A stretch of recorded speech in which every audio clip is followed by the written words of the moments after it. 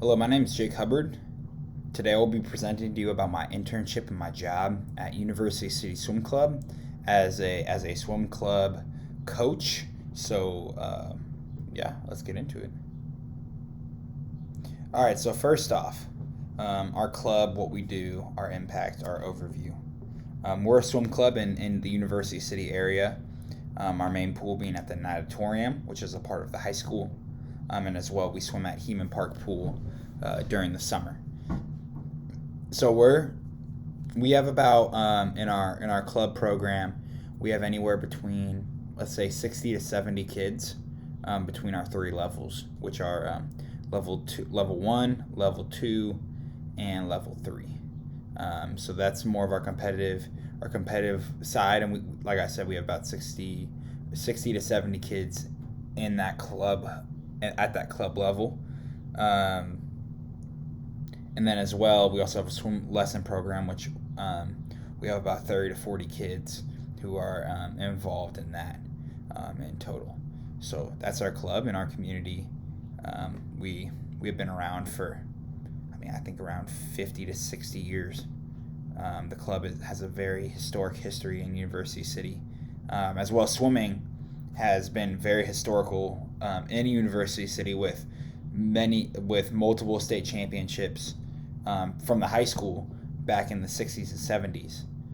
Whereas, since then there hasn't been a whole lot of progress been made, but there's a very historical side to swimming in University City that our club still remains a part of. And through those things, with the University City now being I would say about 50-50, but a predominantly black area in comparison to many other areas. And for our swim club, we are a very diverse club. Our goal is to provide swimming opportunities for people of all genders, all races, and just to really, as well as skill levels, and to just get kids involved, whether they're at a beginner level or at a state qualifying level, which we have a few kids that are at. So that's our goals. That's our organization. My roles, though, so I'm a senior swim coach is my official title, and I'm the head coach of level 2, as well as a senior coach of level 3. So with those levels, I'm in charge of running practices, creating workout plans, and just doing the day-to-day, engaging with the kids, being there, supporting them, encouraging them, doing normal coach responsibilities, but being active on the emails, engaging with board members and with parents, and just having that constant communication with people throughout the club. So our practice schedule, we have practice that runs 5 days a week.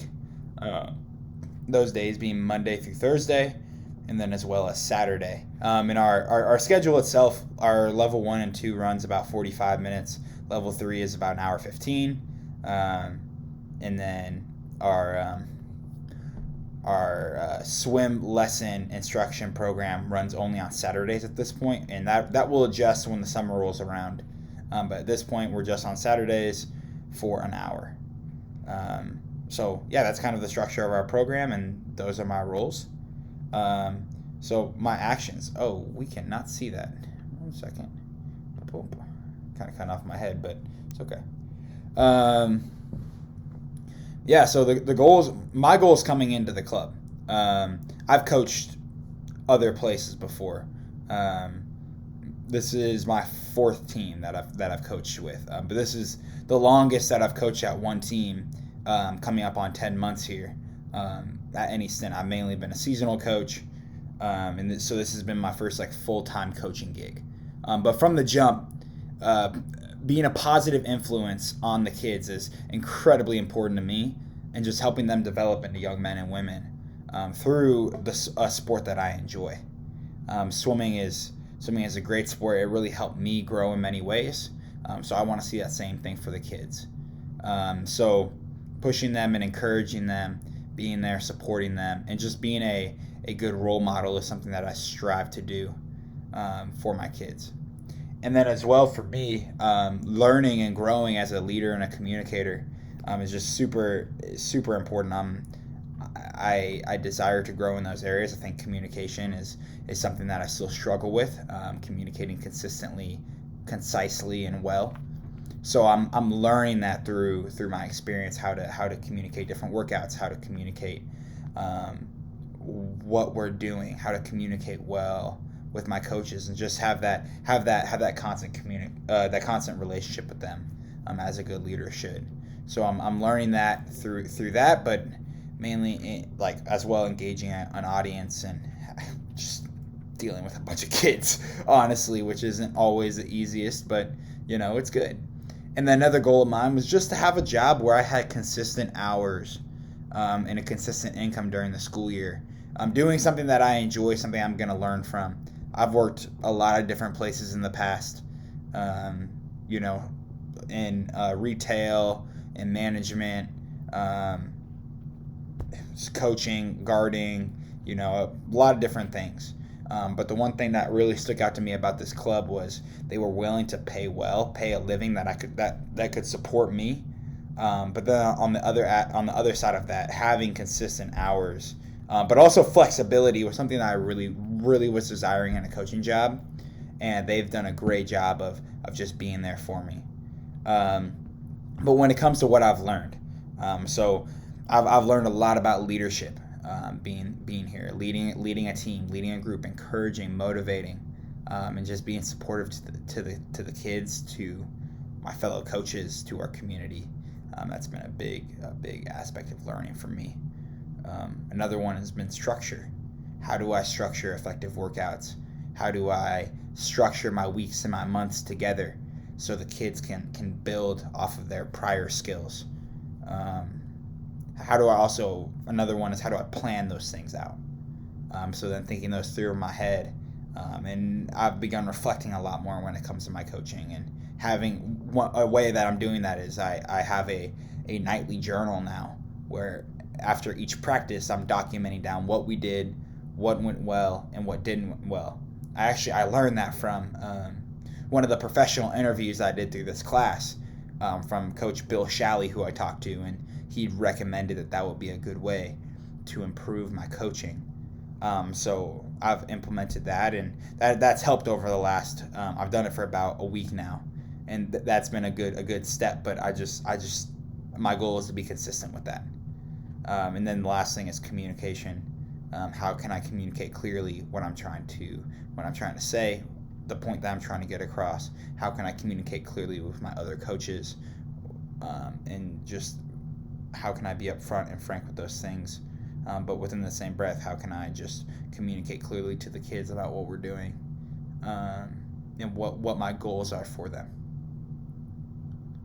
My growth and takeaways. Oh my gosh, I am going to fix this. Where did my thing go? 1 second. Sorry, y'all. It's a professional interview, right?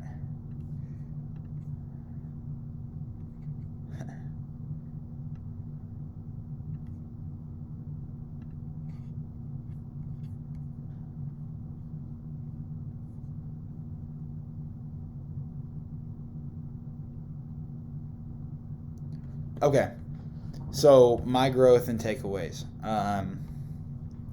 Since I've been at the club, something I've tried to grow in is just that consistent communication and effective communication. That's definitely one of my biggest weaknesses. Did I skip a slide? I'm tripping. Sorry, yo. Golly. You see what I'm working with. This is the structure stuff that I was talking about.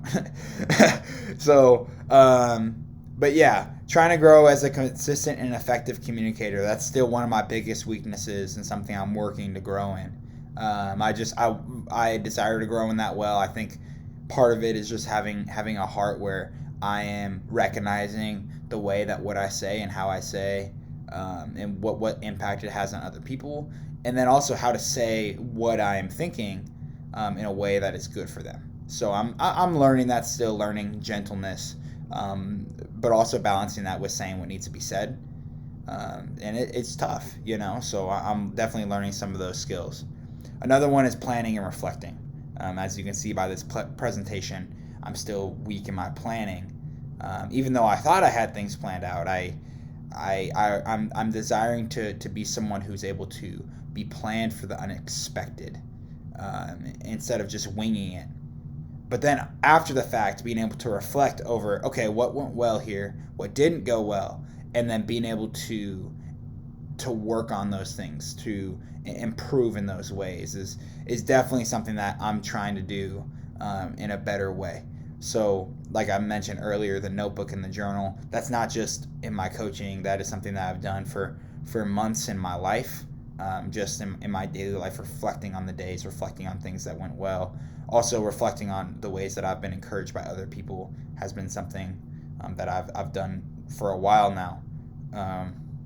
So I'm trying to learn and grow in those ways. And then some advice for that is like, being an effective leader, and this is some of my takeaways, is it's a whole lot more than just telling people what to do or how to do it, but instead building and encouraging them so they are equipped to grow. Like, I can tell you what the best thing to do is all day. It's speaking from experience. I could have a doctorate, a PhD. I could be an expert in my field. But if I'm not giving you the tools to do it yourself, then nothing's really going to change. So being an effective leader is I think in many ways, and this has been one of my takeaways through the job as someone who is an expert in my field. Now, I may not have years and years of experience. Well, I have 4 to 5 years of swim lesson experience and coaching experience, and was a collegiate swimmer. But those things don't matter to the kids. Like, they just don't. They want to be encouraged. They want to be built up. So that's something that I'm working on doing in deeper ways, is how do I build them up? How do I encourage them? But how do I also tell them what they need to hear?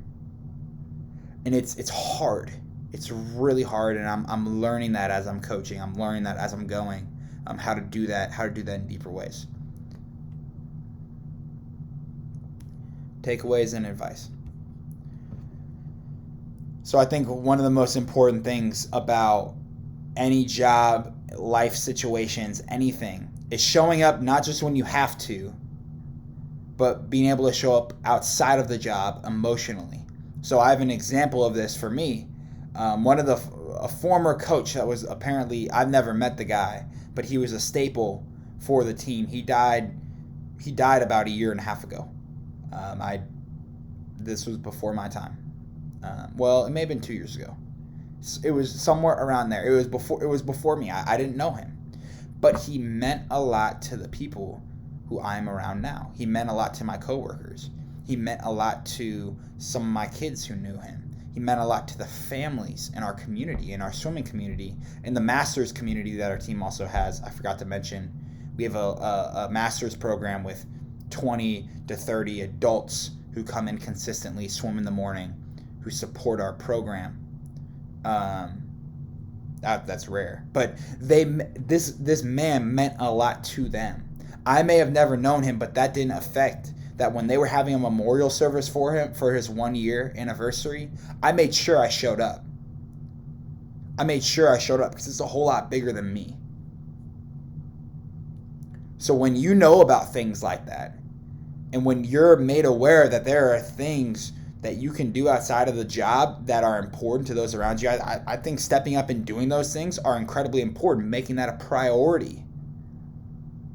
Because what does it matter if you've been at a job for 1 year and you don't leave it better than when you got there? If you don't build up the people around you, it doesn't mean anything. It means you got a resume. Great. I'm sorry, but when you're 50, that's not going to mean anything to you. When you're in a career job, when you're on your deathbed, that's not going to mean anything. But what will is the impact that you left on people around you. I believe that wholeheartedly. So making the most of the job that you're in, showing up for people more than just showing up to the day-to-day. Showing up when you don't have to. And then I think too, another piece of advice is like making the most of the opportunities that you have in class here. Like, college is not going to last forever. I'm realizing that this is my 4th year of college. I'll have a full 5th year before I graduate with my bachelor's in social work. And then I'll continue getting a master's or an advanced degree in some field. I'm not 100% sure yet what that'll be. But make the most of the time that you have here. Like, the people in your classes, like, being able to just connect with them, build friendships, build relationships. I've made some of my best friends and people I consider family through college because I didn't just sit around playing video games in my free time. I'm sorry, but that's what a lot of college students do. So make the most of this time here. Be willing to connect. Be willing to get out of your comfort zone. Be willing to love up on those around you. If you want to make the most of that time, that's when it's going to happen. That's what college is about. Building these relationships. So I think if you don't have that, that's going to be a hindrance to your college experience. That's why I'm not as much a fan of 100% zero contact online, because if I don't know any of my classmates, then I can't build any friendships or connections with them. So I think making the most of those opportunities, reaching out, doing things that you can in your school, in your community, and just doing that. So, and as well, you don't want to be a hindrance to those around you. Like, if you want to be, like the best leaders make those around them successful. They build others up. It's not just about them. Yes, there are times when you will have to step up. That's just real. There are times where you will have to take care of business. And if you don't take care of business, that's a problem. But within the other breadth, you must be willing to help make the people around you be better. And I don't know what their goals are to be better, but if you have a relationship with them, you will know what those goals are. If you don't know the people that you're working with, then how can you push them to be better? I think one of the main ways is, first off, leading by example. If you're not doing your work, or you're not stepping out of yourself, then how, if you're not doing what you need to do, then how can you push those around you? That's hypocritical.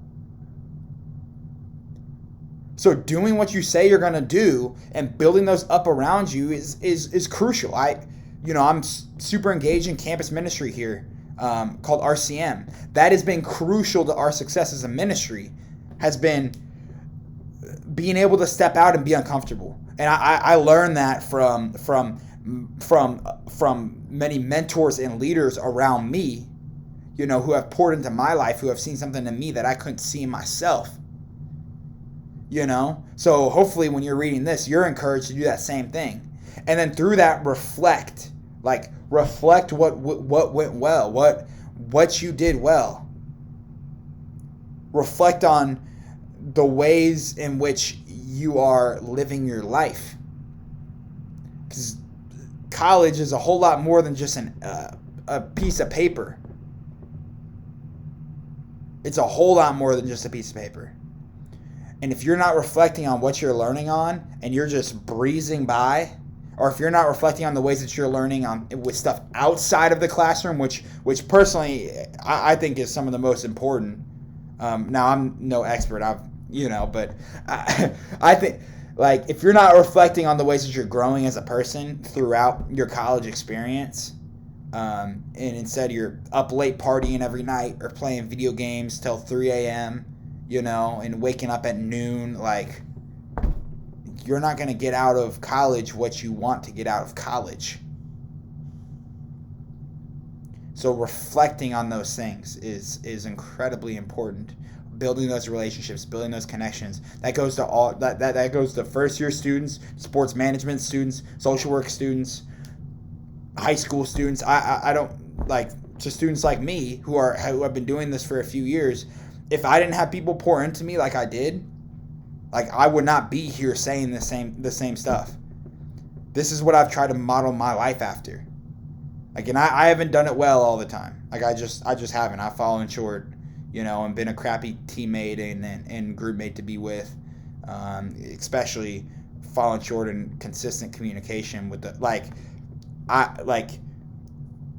have not done things perfectly, but no one expects perfection, and if you do, then that's never going to be met by people, unfortunately. But you can continue striving to do the best as you can, have an open heart, and be able to receive advice and to seek it from those around you.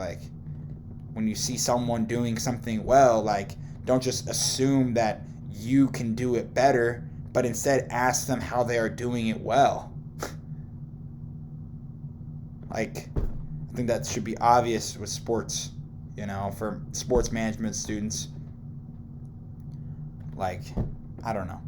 So reflect on those things and reflect on what you're learning and just make the most of your time. That's my advice. That's this presentation. I appreciate you listening. I don't have anything else. So thanks for listening.